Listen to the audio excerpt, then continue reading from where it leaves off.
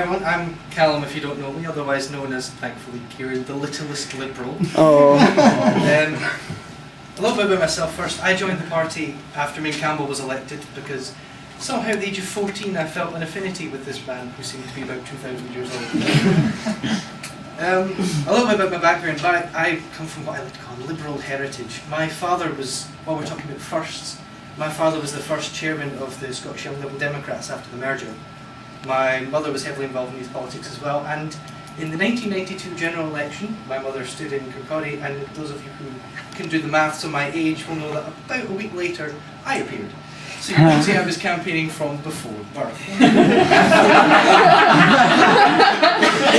Top that, any of you. Oh. Going back even further than that, my grandmother was a key campaign assistant with David Steele on the Borders, when he was first standing for Parliament, which tells you how old she is.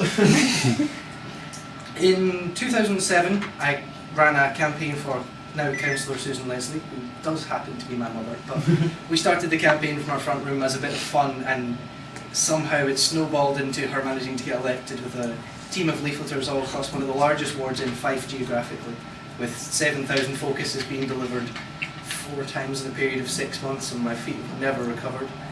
I also campaigned for the 3 other council wards in Kirkcaldy, so 4 council campaigns going at one time. I designed focus leaflets and canvas cards for that as well. I also campaigned with Alice Hamilton for the region and Alice for the constituency.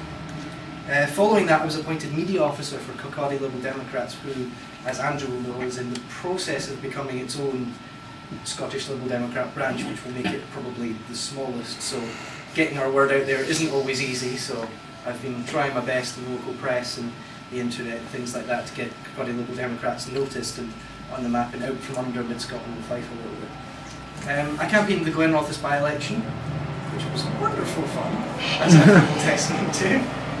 It was a good experience to go into somewhere that I had no experience of and be able to campaign and get the message out, which is something I hope to do if elected, you know, going to Glasgow or Aberdeen or coming to Stirling again and campaigning somewhere where I don't necessarily know the lay of the land, but being able to try and have an impact. I stood for the Scottish Youth Parliament a couple of months ago, unsuccessfully as some of you may know, but I campaigned on a very liberal message. I also used the Blood Bank campaign and Homophobia is Gay campaign as part of my campaign. I organised a sort of underground Homophobia is Gay campaign against my strongly Catholic rector at high school, which was quite fun. As you can see, I'm wearing badges. I addressed my first Scottish Liberal Democrat conference at 15 in autumn 2007 in Glasgow, which kind of annoyed me a little bit in the news earlier when I saw, it was on Tory Bear in fact, the youngest woman ever to address a Conservative conference, and they linked to the news article and she was 17 at the time. I'm thinking, where was my press coverage? I was 15. I've addressed every conference I've been to since then, which would be autumn 2008 and spring 2009, and part of my speech from spring 2009 was used in the BBC conference coverage. The clip is now on YouTube and has amassed almost 300 views, which I think is quite impressive. Almost as many as voted for us in the Glenrothes by-election. Through all this, I've proved that I can successfully get the Liberal message out, and that's what I would hope to do as your Vice President of Campaign, of Communications. Oh, he's stepping up, isn't he? Oh, it was an early train this morning. My vision for Liberal Youth Scotland and what I would do in communications, not campaigns, is outlined by my 7-point plan. Number 1 is to move forward with the listener. Is it a great leap forward? It's one giant leap and all that.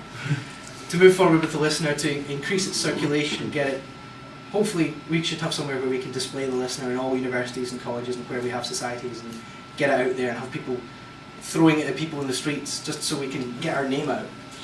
The YouTube channel is important. If anyone's seen Liberal Youth's YouTube channel, it has about 2 videos and it hasn't been looked at by anyone in about 18 months. We need to make sure we don't go the same way. It needs to be kept updated regularly and it's fresh and interesting content after all, and not ridiculously bad videos about why people are liberal. We need to keep the 2 campaigns that we've already got fresh and interesting for people, like the Blood Bank campaign and Homophobia is Gay campaign and the Minimum Income Guarantee. We need to make sure they don't stagnate and get lost in the background of other campaigns.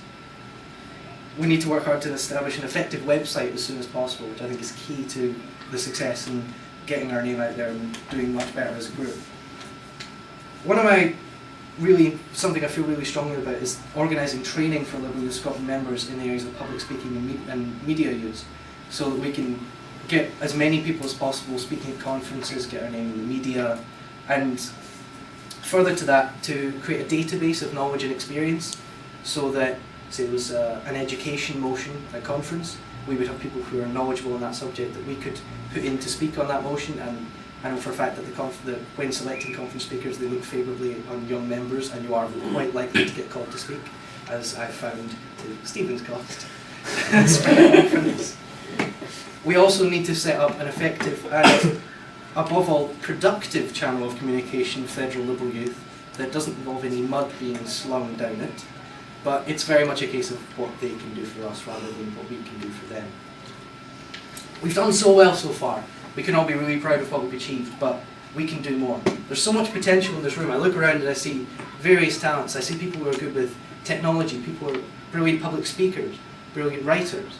We need to make use of all the talent and the experience that we've got and really just become the best damn youth organisation we can be. Thank you very much.